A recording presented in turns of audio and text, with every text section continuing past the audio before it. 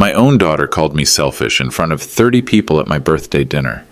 "Dad just sits on his money while we struggle," she screamed, demanding I pay for her $52,000 Bali vacation she'd already booked without permission. The entire restaurant went silent. Friends I'd known for decades stared at their plates. I'd never been so humiliated in my life. But Emily had no idea what she'd just triggered. See, my daughter thought she knew everything about her old man's finances. She was wrong. Dead wrong.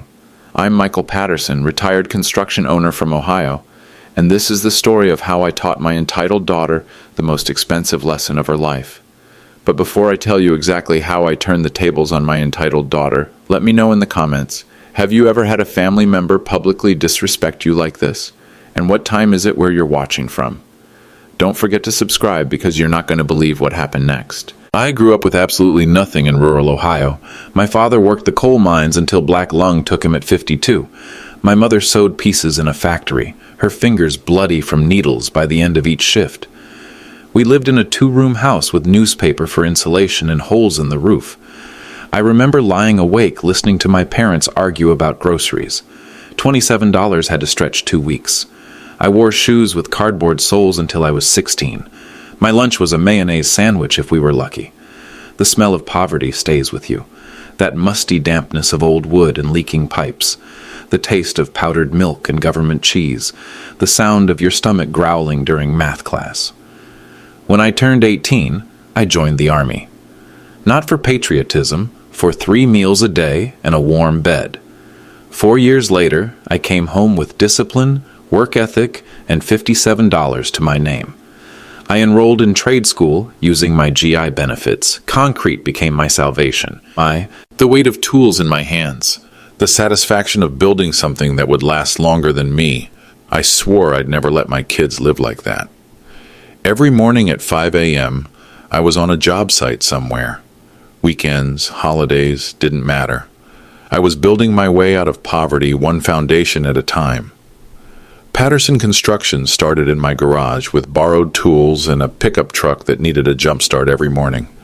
I bid on small jobs, driveways, sidewalks, anything to get my name out there. The work was backbreaking, mixing concrete in 90-degree heat, lifting 60-pound bags until my back screamed, coming home with cement dust in my lungs and concrete burns on my arms.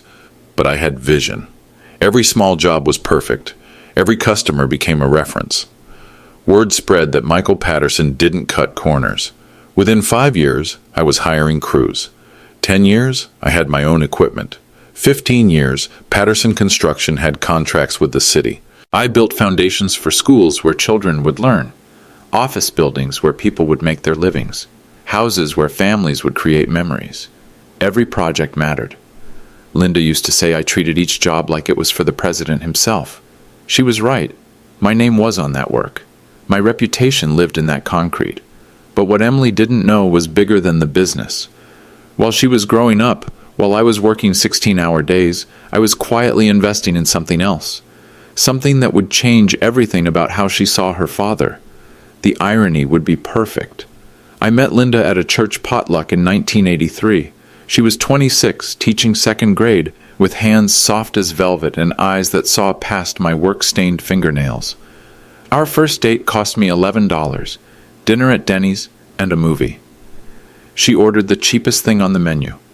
When I apologized for not having more to spend, she laughed and said, "Michael, I don't want your money. I want your time." We married 2 years later in her parents' backyard. I wore my only suit. She wore her mother's dress.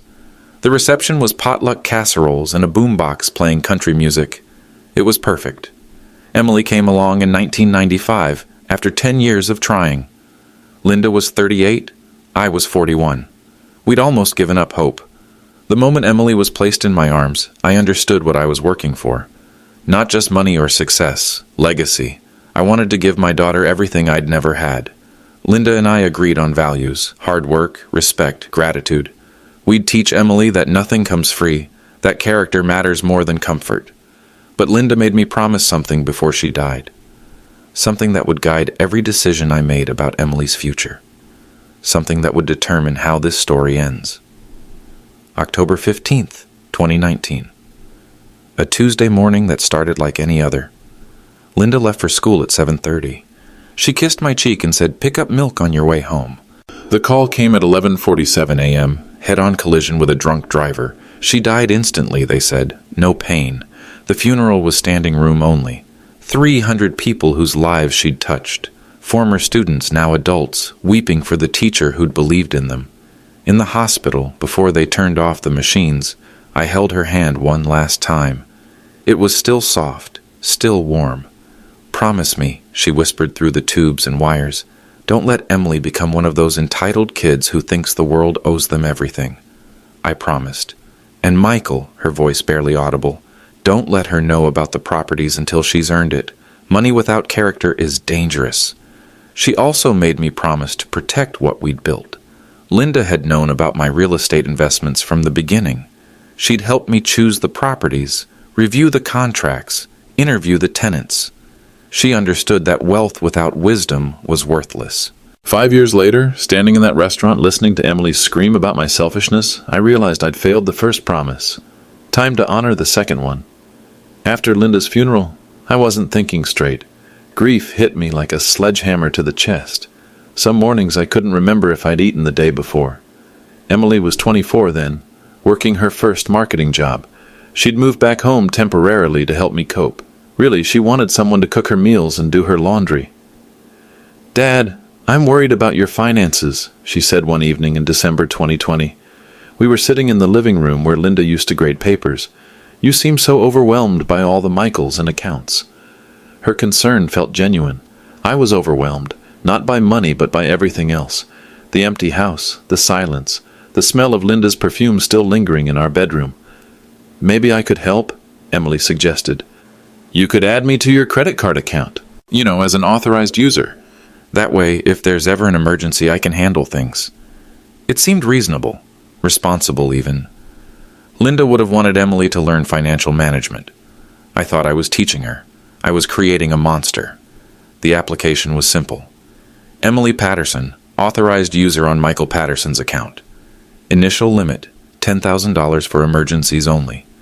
I signed the papers with shaking hands, still raw from grief. Emily hugged me tight and promised to be responsible. That was my first mistake. At first, Emily was perfect. $800 a month, mostly groceries and gas. She showed me every receipt, explained every purchase. I was proud of her responsibility. "See, Dad, I'm learning," she'd say, organizing the receipts in a neat folder. Then came the wedding expenses in 2021. Brandon proposed, and suddenly everything was an emergency. Wedding dress, catering deposit, flowers, venue, $23,000 in 3 months. "Dad, this is once in a lifetime," Emily pleaded when I questioned the spending.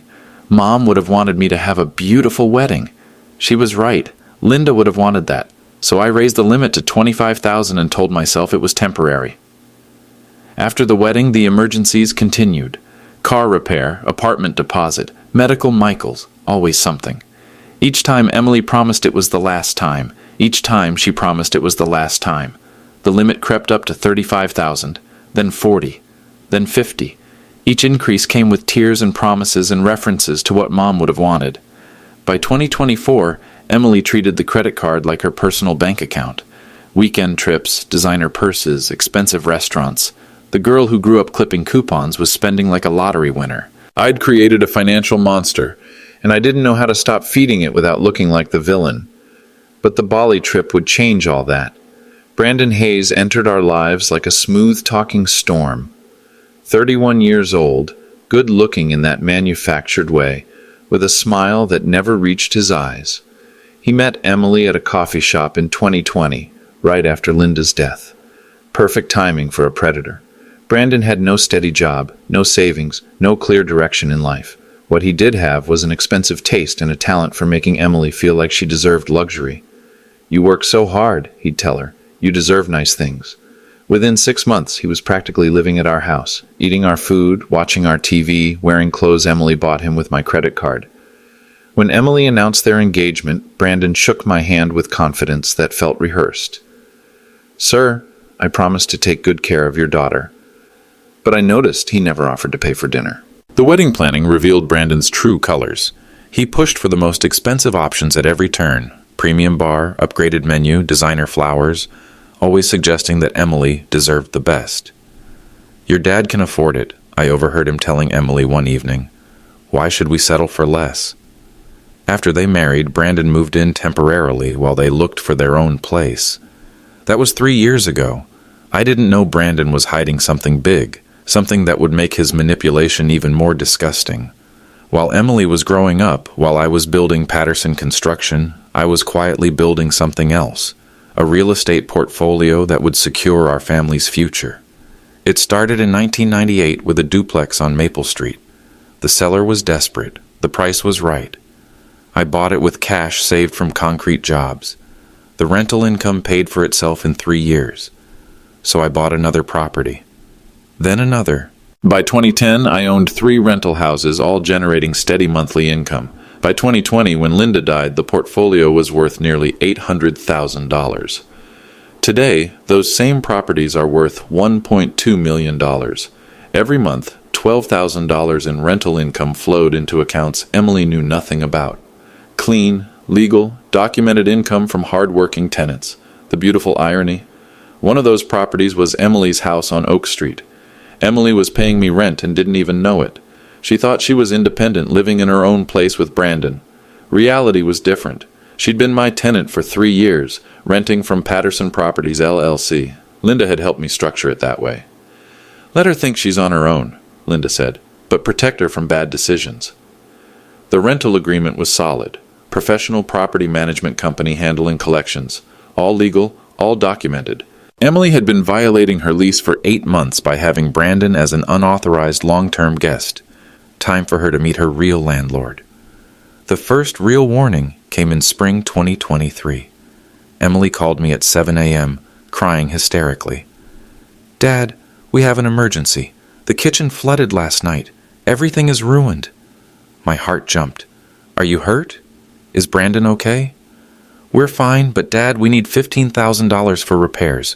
The contractor says if we don't fix it immediately, the whole house could have structural damage. $15,000 for water damage seemed high, but I'd seen flood repairs cost more." "Get 3 estimates first," I told her. "Insurance should cover most of it." "Dad, there's no time. The contractor is here now with his crew. He needs a deposit to start today." That should have been my second red flag. No reputable contractor demands immediate payment for emergency work. But Emily's tears were real. Her panic was genuine. And the memory of my own childhood emergencies, when waiting meant disaster, made me weak. "Okay, honey, I'll transfer the money." She'd already signed the contract before asking. 2 weeks later, I drove by Emily's house to see the flood damage. What I found was a complete kitchen remodel. Granite countertops, custom cabinets, stainless steel appliances. Emily had lied about the emergency. The flood was a broken disposal that caused minor water damage. The emergency repair was a luxury renovation. When I confronted her, she just smiled. "Dad, you worry too much. The house looks beautiful now." Emily had learned exactly which buttons to push. The guilt trips always started the same way. Tears, followed by memories of her mother. "Dad, I was talking to Mom's grave yesterday," she'd begin, dabbing her eyes with tissue. "I told her how lonely and stressed I've been, how hard it is to make ends meet." Then came the emotional manipulation. Mom would want me to be happy. She'd want me to have nice experiences to build memories with my husband. Every request came wrapped in Linda's memory. The vacation to Florida was what Mom would have wanted. The expensive furniture was creating the home Mom dreamed of. The designer clothes were because Mom always said I should look professional. After Mom died, "You owe me some happiness," became Emily's favorite line. She'd learned that tears worked better than logic, that mentioning Linda made me physically uncomfortable, that guilt was more effective than gratitude. Brandon coached her on the technique. I heard him once, through their bedroom door, "Don't ask for what you want. Tell him what your mom would have wanted. He can't say no to that." The strategy was simple and effective. Make me feel guilty for having money while she struggled. Make me feel like a bad father for not providing everything she wanted. She'd learned exactly which buttons to push. And she'd been pushing them for 4 years straight. Brandon was poison in designer clothing. I started noticing his influence in small ways first. Emily's language changed. Instead of asking for help, she'd demand what she deserved. Instead of gratitude, she showed entitlement. "Your dad's loaded. I heard Brandon tell her one afternoon. They were sitting on the back porch, thinking I couldn't hear through the kitchen window. My uncle did construction, too. These guys make serious money and hide it from everyone. You think Dad has more than he's telling me? Emily asked. I guarantee it. Look at this house. Look at his truck. He's playing poor while sitting on a fortune. You need to be more aggressive. Brandon's research skills impressed me. He'd somehow figured out that Patterson Construction had sold for significant money. He knew about my investment accounts. He'd probably run credit reports. Stop being so polite, he continued. Rich dads don't respect weak daughters. You need to demand your fair share. That conversation changed everything about Emily's approach. The crying became more theatrical. The demands became bolder. The guilt trips became more manipulative. Why are you hoarding money like some Depression-era grandfather? She'd ask. Don't you want me to be happy? What I discovered about Brandon changed everything. But I waited 3 months to act on it, documenting every conversation, every manipulation, every lie. Patience would be my weapon. The discovery happened by accident on a Tuesday afternoon in March 2024. Emily and Brandon came over for dinner. Nothing unusual. They showed up whenever they were broke and wanted free food. After dinner, Brandon excused himself to use the bathroom. His wallet fell from his back pocket onto the kitchen floor. I picked it up to hand back to him, but it had opened, revealing its contents. Credit cards, driver's license, and something that made my blood boil. A pay stub from Morrison Tech Solutions, dated 2 weeks ago. Salary, $42,000 annually. Brandon had been employed for 6 months. 6 months of steady income while crying poverty to me. 6 months of paychecks while accepting my emergency money. 6 months of lying about unemployment while I funded their lifestyle. When Brandon returned, I handed him the wallet without a word, but inside I was calculating every dollar I'd given them since October. Thanks, Mr. Patterson, he said with that practiced smile. You're welcome, I replied, watching his face for any sign of guilt. Nothing, just smooth, empty confidence. After they left, I pulled out my files. Every bank transfer, every credit card payment, every loan I'd given them while Brandon collected a steady paycheck. They were playing me for a fool. But the game was about to change. I had documentation now. Evidence of fraud that would make their lies very expensive. Beat #13, 250th words. Underscore, underscore, underscore, underscore, underscore, underscore, underscore, underscore, underscore, underscore, underscore, underscore, underscore, underscore, underscore, underscore. Beat #14. Birthday party setup. 250 words. I'd planned my 65th birthday dinner at Riverside Grill for weeks. Nothing fancy, just good food and the people who mattered most. 30 friends showed up. Guys from the construction crew. Neighbors from church. Linda's sister Martha and her husband.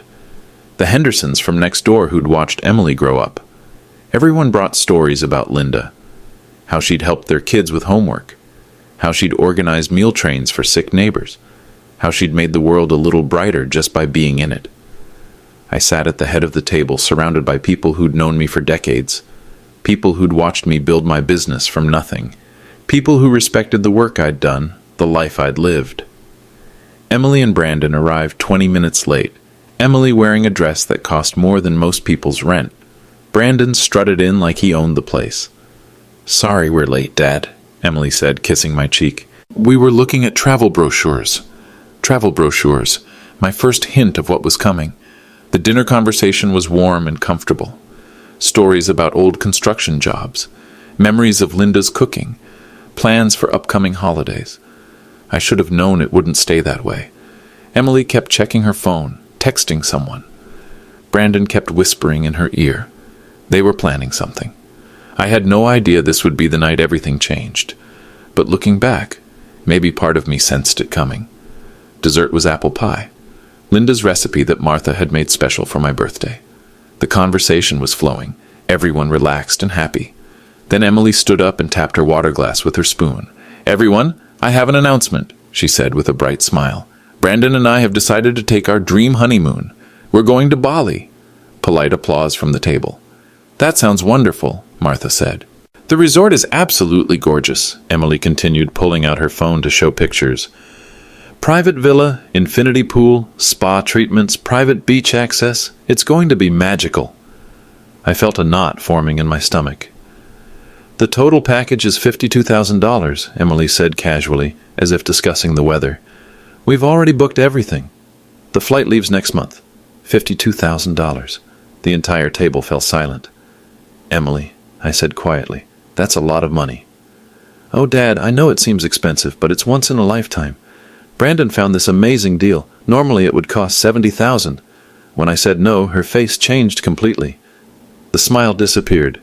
Her eyes narrowed. The room temperature seemed to drop 10 degrees. What do you mean no? She asked. I mean $52,000 is too much money for a vacation. Now here's my question for you. If your adult child spent $52,000 of your money without permission and then humiliated you publicly when you said no, what would you do? Let me know in the comments, because what I did next was completely legal, but some people might call it ruthless. Too much money?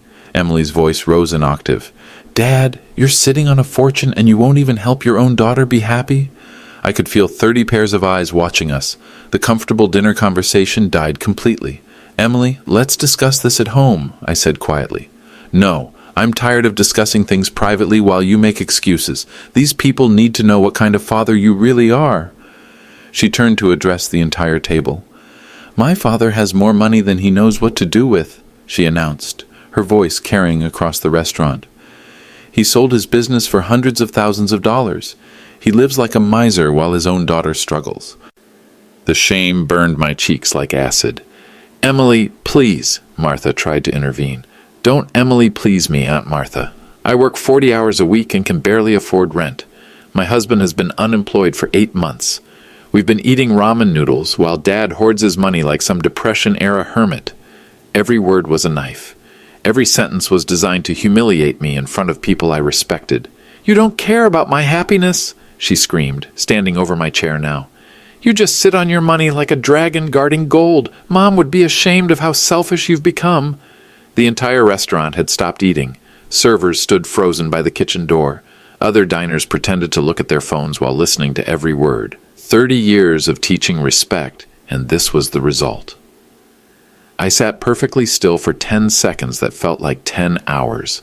Emily stood over me, breathing hard, waiting for a reaction. The entire restaurant held its breath. I folded my napkin and placed it beside my plate. I stood up slowly, my chair scraping against the floor. Thank you all for coming to my birthday dinner, I said to the table in a voice that didn't shake. I appreciate your friendship more than you know. I pulled out my wallet, placed $200 on the table for the Michael and tip, and walked toward the door. Emily followed me, still talking, still demanding, still making her case to anyone who would listen. I didn't turn around. I didn't argue. I didn't defend myself. I got in my truck and drove home in complete silence. 30 years of teaching respect, and this was the result. But as I drove through the empty streets, something fundamental shifted inside me. The hurt was transforming into something else, something colder, something more calculating.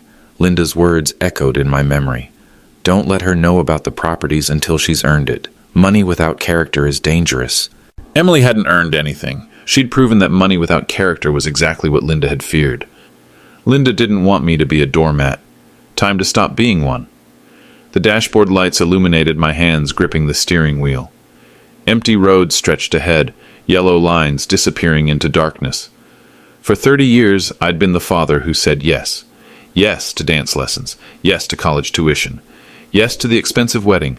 Yes to every emergency, every crisis, every tearful request. I'd confused love with enabling, confused generosity with weakness. The radio played static between stations.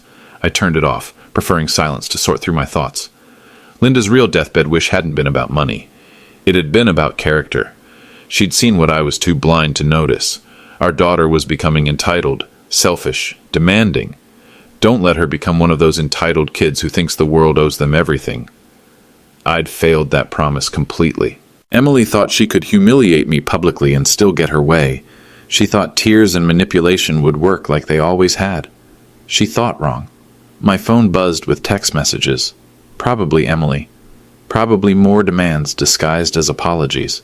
I didn't look. Instead, I thought about the credit card statement I'd received yesterday. $52,000 already charged to a resort in Bali, already spent without my permission, already assumed I'd pay. That's when I understood. This wasn't about money. It was about respect. Linda didn't want me to be a doormat, and starting tomorrow, I wasn't going to be one. 3 a.m. The digital clock cast green light across my empty bedroom. Sleep was impossible. I got up and made coffee, my hands steady despite the adrenaline still coursing through my veins. The house felt different, quieter but not peaceful, expectant. I pulled out the manila folder I kept in the kitchen drawer. Bank statements, credit card Michael's, property documents, everything I'd been tracking for months. The credit card statement showed $52,000 already charged. Resort booking confirmation, flight upgrades to business class, spa packages, private dining experiences, shopping allowances. Emily had planned everything down to the smallest detail, then presented it to me as a done deal. The manipulation was breathtaking in its audacity. But there was more. I spread the statements across the kitchen table like evidence at a crime scene. February, $3,200 for emergency car repairs that turned into premium wheels and a sound system. March, $4,800 for medical expenses that were actually cosmetic dental work. April, $6,100 for work clothes from designer stores. Month after month of lies, disguised as necessities, funded by my guilt and grief. My coffee grew cold as I calculated the totals. Over the past year, Emily had charged nearly $90,000 to cards I'd given her for emergencies. $90,000 of manipulation. But the beautiful thing about credit cards is the paper trail. Every purchase documented, every lie preserved in digital ink, evidence I'd need for what came next. I walked to the hallway closet and retrieved the thick manila folder I'd hoped never to use. The folder contained 2 years of documentation, not because I'd planned to fight Emily, but because 35 years in construction had taught me to document everything. Every questionable expense photographed, every manipulative conversation recorded on my phone, every lie about emergencies, verified with receipts showing the truth. I'd been documenting everything for 2 years, not out of suspicion initially, but out of habit. When Emily started asking for larger amounts, my business instincts kicked in. I began treating her requests like contracts, requiring documentation, keeping records. The folder contained audio recordings of Emily admitting the flood was really a kitchen remodel, photos of Brandon's paycheck stubs that I discreetly captured, screenshots of social media posts showing expensive purchases made during times when they claimed to be broke, text message conversations where Emily laughed about Dad being so gullible to her friends, bank records showing that while I was sending emergency money, Brandon was depositing regular paychecks, property management reports showing lease violations at Emily's rental house, legal documents establishing Patterson Properties LLC as owner of Emily's home. Everything was organized, dated, cross-referenced. A paper trail that told the complete story of financial abuse disguised as family love. Linda would have been proud of my thoroughness. More importantly, she would have supported what I was about to do with this evidence. This wasn't revenge, this was accountability. And accountability required proper documentation. By 6 a.m. I had a plan. 3 legal actions that would teach Emily about consequences without breaking any laws. Clean, documented, irreversible. First, remove Emily's authorized user status and report unauthorized charges. The credit card debt would become her responsibility, not mine. Second, activate the lease violation clause for Emily's rental house. Brandon had been living there for 8 months without being on the lease. That was grounds for eviction. Third, report Brandon's employment fraud to the authorities. Collecting unemployment while working full-time was a felony. Each action was completely legal. Each had extensive documentation. Each would send a clear message about boundaries and respect. I made notes on a legal pad organizing my thoughts. Phone numbers to call, documents to gather, evidence to present. The plan felt right in a way that surprised me. For months I'd felt powerless against Emily's manipulation. Now I had direction. This wasn't about punishment. This was about teaching a lesson that should have been learned 20 years ago. Linda had tried to warn me. Money without character is dangerous, she'd said. I'd given Emily money without requiring character. That mistake ended today. I showered and dressed in my best clothes. Professional appearance matters when making important calls. By 8 a.m. I was ready to begin. By morning I knew exactly what had to be done. The first call would be to the credit card company. The second would be to the police. The third would be to my property manager. Emily wanted independence. Time to give her exactly that. First National Bank, Fraud Department, this is Jennifer speaking. I had rehearsed this conversation in my mind all morning. My name is Michael Patterson. I need to report unauthorized charges on my account and remove an authorized user immediately. I can help you with that, Mr. Patterson. Can you verify your account information? The security questions took 5 minutes. Date of birth, social security number, mother's maiden name, all the hoops designed to protect honest customers from thieves. Now, what unauthorized charges are we discussing? Jennifer asked. $52,000 charged to a resort in Bali. I never authorized this expense. The authorized user made these charges without permission. I see the charges here. Bali luxury resorts, processed yesterday. That's a substantial amount. Yes, it is. I want these charges reversed and I want Emily Patterson removed as an authorized user immediately. I can process that removal right now, Mr. Patterson. As for the charge reversal, since these are disputed unauthorized transactions, we'll need to investigate. You'll need to file a formal fraud report. I understand. How long does that process take? Typically 7 to 10 business days for resolution. We'll issue you a new account number and new cards immediately. The entire call took 12 minutes. $52,000 charge reversed. Cards canceled immediately. Emily's access to my money had just ended permanently. One phone call. 12 minutes. 29 years of financial enabling finished. The officer said this happened more than people think. The police station smelled like coffee and disinfectant. Officer Martinez was younger than Emily, but his manner was professional and thorough. You're here to report credit card fraud? He asked, pulling out a form. Yes. My daughter used my credit card without permission for a $52,000 vacation. Officer Martinez didn't blink. Unfortunately, family financial abuse is more common than people realize. Let's start with the basics. I provided documentation, account statements showing the unauthorized charges, text messages where Emily admitted she'd already booked everything before telling me, audio recordings of her demanding payment. Your daughter was an authorized user? Officer Martinez asked. Yes, but only for emergencies. She exceeded that authority and made major purchases without consent. The bank has already been notified? This morning. They've frozen the account and started a fraud investigation. Officer Martinez typed steadily, creating an official record of Emily's financial abuse. Mr. Patterson, I have to ask, are you sure you want to pursue criminal charges against your own daughter? I thought about the restaurant scene, about 30 friends watching Emily humiliate me, about 29 years of manipulation disguised as love. Officer, my daughter needs to learn that actions have consequences. Yes, sir, we'll investigate this thoroughly. The officer said this happened more than people think. Family members stealing from each other, using emotional manipulation to justify theft. At least now it was official. Beat hash 23 240 240th words. Underscore underscore underscore underscore underscore underscore underscore underscore underscore underscore underscore underscore underscore underscore underscore underscore. Beat hash 24. Property management call. 240 words. Riverside Property Management. This is Karen. Karen, this is Michael Patterson. I own the property at 847 Oak Street. Oh, Mr. Patterson, how can I help you? I need to discuss lease violations with my tenant, Emily Patterson. Let me pull up that file. Keyboard clicking. Yes, Emily's been a good tenant. Rent always on time. No complaints from neighbors. That's good to hear. But I believe she's violated the lease by having an unauthorized long-term guest. Oh. Karen's tone shifted to business mode. The lease specifies no guests longer than 14 consecutive days without written approval. Correct. Her husband Brandon Hayes has been living there for approximately 8 months without being added to the lease. More keyboard clicking. I don't see any paperwork requesting to add a spouse to the lease. Because she never requested it. She assumed she could ignore that provision. I see. What would you like me to do about this violation? Issue a 30-day notice to cure or quit.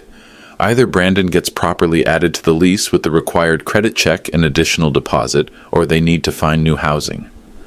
I can prepare that notice today, Mr. Patterson. Perfect. And Karen? Emily doesn't know I own the property. A pause. Understood, sir. This should be interesting. Time for Emily to meet her real landlord. The property management game was about to get very real. The certified mail arrived at Emily's house on Thursday morning. Karen called to confirm delivery. The notice has been served. Emily seemed quite shocked. I could imagine. Emily thought she was dealing with some anonymous landlord through a property management company. She had no idea she'd been paying rent to her father for 3 years. The notice was professionally written, legally sound, and completely devastating. Notice to cure or quit. You are hereby notified that you have violated the terms of your lease agreement dated March 15, 2021 by allowing unauthorized occupancy of the premises. Specifically, Brandon Hayes has resided at the property for approximately 240 days without required landlord approval or lease modification.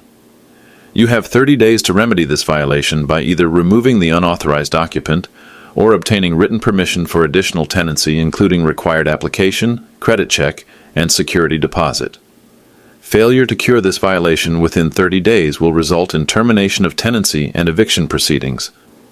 The notice was signed by Patterson Properties, LLC. Emily called Karen immediately, demanding to know who owned Patterson Properties, LLC.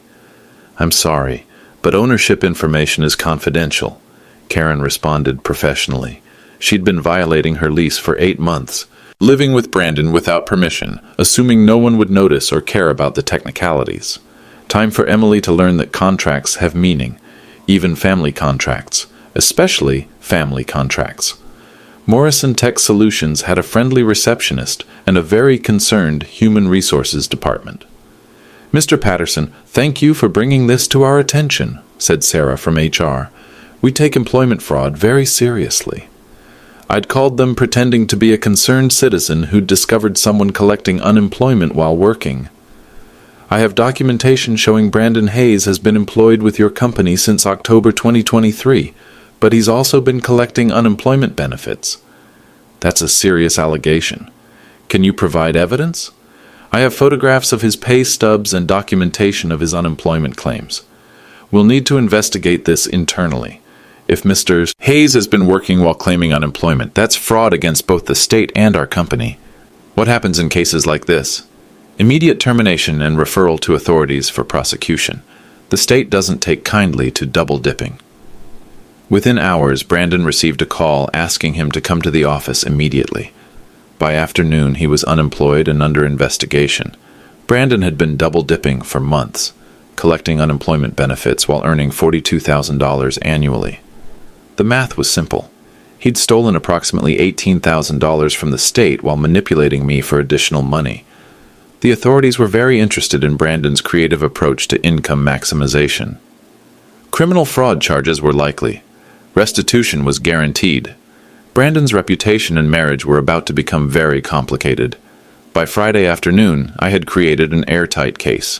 File folder number 1, credit card statements, bank records, and fraud reports showing Emily's unauthorized charges totaling $52,000 for the Bali trip, plus $90,000 in questionable expenses over 12 months.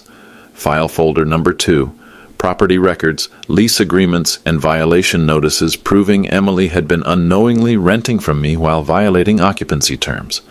File folder number 3, employment records, pay stubs, and unemployment fraud documentation showing Brandon's systematic theft from state programs. File folder number 4, audio recordings, text messages, and witness statements documenting the emotional manipulation and financial abuse patterns. Each folder was organized chronologically. Each document was copied and cross-referenced. Each piece of evidence supported the others to tell a complete story. 35 years in construction had taught me that documentation wins disputes. Emotional arguments fail. Facts endure. I'd learned from contract disputes that preparation matters more than passion. Evidence speaks louder than anger. The beauty of my case was its simplicity. No gray areas, no ambiguous interpretations, just clear violations of clearly stated agreements. Emily had violated her lease. Brandon had committed employment fraud. Both had stolen money through emotional manipulation. Everything was documented, everything was legal, and everything was about to change Emily's understanding of consequences. Linda would have approved of my thoroughness. More importantly, she would have supported holding Emily accountable for her choices. Saturday morning, I began packing my belongings. Not everything, just the essentials. Clothes, important papers, Linda's jewelry, family photos, things that mattered more than furniture. 40 years of memories fitted into 6 cardboard boxes. Linda's wedding dress, carefully preserved in tissue paper. Emily's baby pictures from the hospital. Report cards from elementary school when she still said thank you and please. The irony wasn't lost on me. I was leaving the house I'd built with my own hands to escape the daughter I'd raised with those same hands. But this wasn't running away. This was establishing boundaries. I changed the locks on all exterior doors. Security system codes were updated. The spare key hidden under the flower pot was removed. Emily had her own place. Time for her to stay there. My phone buzzed constantly with text messages. Emily had discovered the credit card cancellation and was demanding explanations. "Dad, why did you cancel my card? How am I supposed to pay for groceries? This is ridiculous. I need that card for emergencies. Call me back right now." I didn't respond to any of them. The moving truck arrived at 2 p.m. Professional movers loaded my boxes efficiently, carefully handling Linda's china and my tools. 40 years of memories in boxes. By evening, the house was empty of my presence, but full of memories. Emily would have to find me to reach me, and I wasn't going to make that easy. I left one item on the kitchen counter, a sealed envelope addressed to Emily. The letter was typed, professional, and final. Emily, by the time you read this, several things have already happened. Your credit card access has been terminated. The charges for your Bali vacation have been reported as fraud and reversed. Brandon's employment situation has been reported to appropriate authorities.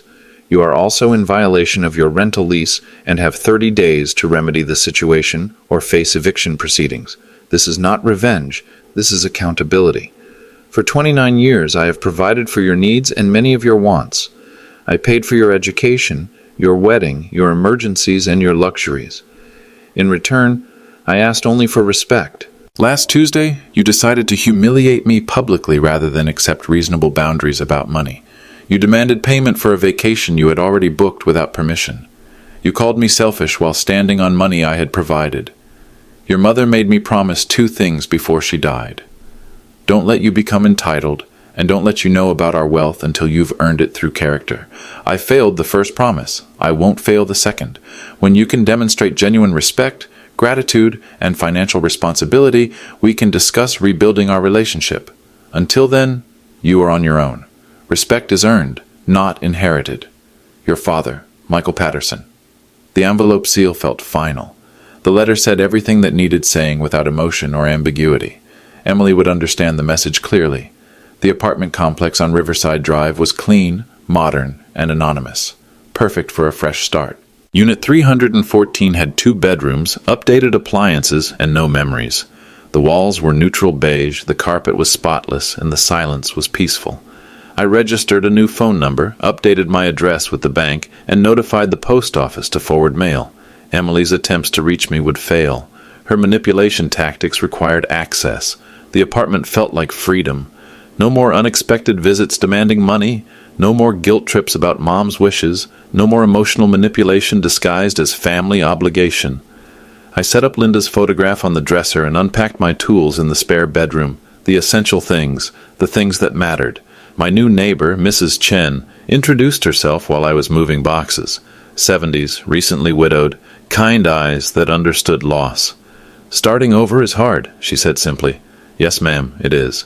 But sometimes it's necessary." She was right. After Linda died, I'd clung to old patterns, old relationships, old ways of showing love. I'd confused enabling with caring, money with affection. This apartment represented clarity, clean boundaries. No more confusion about what love actually meant. Emily would have to find me to reach me. And until she learned respect, she wouldn't find me at all. The phone rang occasionally. Unknown numbers, probably Emily using friends' phones to try to reach me.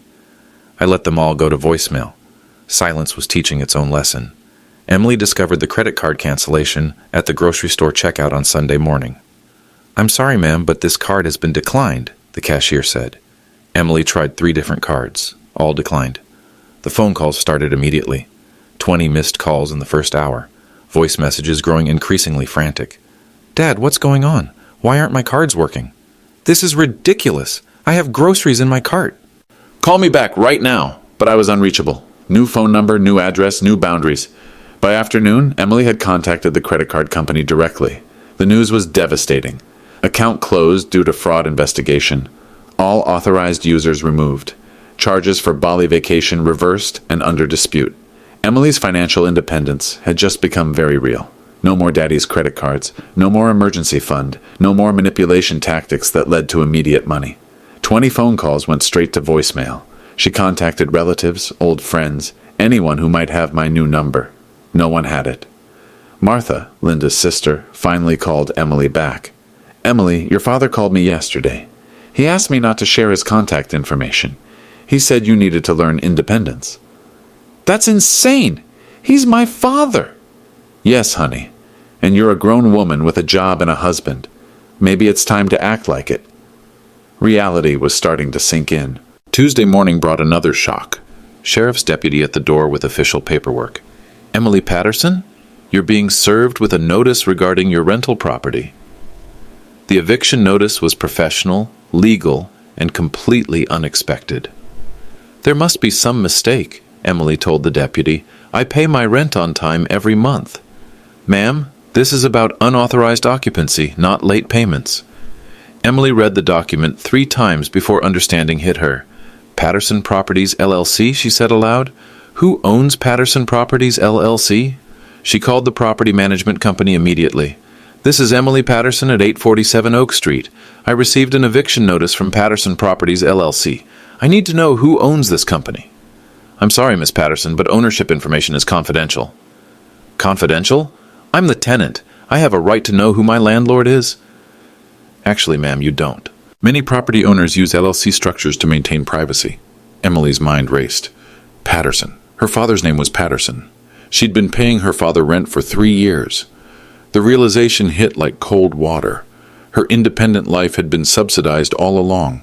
Her proud apartment, her proof of self-sufficiency, her escape from Daddy's house, all an illusion.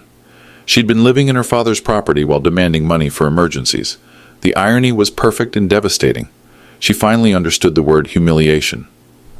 Wednesday brought the final blow. Brandon came home at noon looking shaken. "Em, we need to talk." "What now?" Emily was still processing the eviction notice. "I got fired today. And there's more." Brandon's employment fraud had unraveled quickly. Morrison Tech Solutions conducted a thorough investigation. The evidence was overwhelming. Pay stubs from October through March. Unemployment benefits collected for the same period. Double income, double fraud. "They're pressing charges," Brandon said quietly. "Criminal fraud. The state wants restitution for all the unemployment money." "How much?" $18,000. Plus penalties. Plus legal fees. Emily stared at her husband as understanding dawned. "You've been working this whole time?" "Em, listen. While I begged my father for money, while we cried about being broke, while you pushed me to demand more, it's complicated. It's theft. You stole from unemployment and you manipulated me into stealing from my dad." The marriage Emily thought was solid crumbled in one conversation. Brandon's unemployment story had been a lie. His encouragement to be more aggressive with her father had been manipulation. Emily finally saw who she'd married. A con artist who'd used her as a weapon against her own father. The man she'd defended against her family was a criminal who'd made her an accomplice. Everything was falling apart at once. Emily's desperation escalated over the following weeks. She tried reaching me through Martha, through church friends, through old construction customers. Everyone had the same message. Dad asked us not to share his information. She sent emails to accounts she thought might reach me. She wrote letters to my old address, hoping for forwarding. She even hired a private investigator who found my new apartment but couldn't make me answer the door. The apologies came through intermediaries. "Tell Dad I'm sorry," she told Martha. "Tell him I understand now." "Tell Dad I'll pay back every penny," she promised the Hendersons. "Tell Dad I made a mistake," she pleaded with Pastor Michaels. But the messages never reached me because I'd asked everyone to maintain the boundary. Emily needed to learn that some bridges, once burned, require more than words to rebuild. She lost the Bali trip entirely. The resort kept their deposit, $26,000 as cancellation fees. Brandon moved out facing fraud charges and restitution demands. The divorce papers were filed within a month. Emily kept her job but lost everything else. her financial support system, her housing situation, her marriage, her relationship with her father. I'd learned to say no, and I'd learned that sometimes the most loving thing a parent can do is let their child experience the consequences of their choices. 3 months later, Emily was working 2 jobs and living in a studio apartment across town. Morning shift at a coffee shop, evening shift doing data entry, weekends picking up catering gigs, the kind of exhausting hustle that builds character. No more designer clothes, no more expensive restaurants, no more assuming someone else would pay the Michaels. For the first time in her adult life, Emily was truly independent. She'd learned to budget, to comparison shop, to repair things instead of replacing them, to say no to expenses she couldn't afford. The lessons I'd failed to teach her for 29 years, poverty taught in 3 months. Brandon pled guilty to fraud charges and received probation plus restitution. Their divorce was finalized without contest. No assets to split, no property to divide. Emily discovered that independence was harder than entitlement but more satisfying than dependency. She stopped asking friends to contact me, stopped writing letters I wouldn't read, stopped making apologies through intermediaries. Instead, she focused on rebuilding her life without anyone else's money. The studio apartment was tiny but clean. The work was exhausting but honest. The budget was tight but balanced. For the first time, she was truly independent. Martha gave me updates occasionally. Emily was thinner, quieter, more serious. She'd learned to cook basic meals, to take the bus instead of calling Uber, to repair her clothes instead of buying new ones.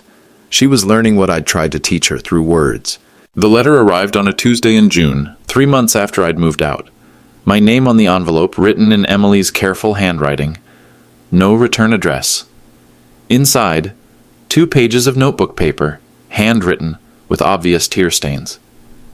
Dad, I know you asked everyone not to give me your address, but I found it through public records. I'm not asking for money or forgiveness or anything except the chance to say some things I should have said months ago. You were right about everything.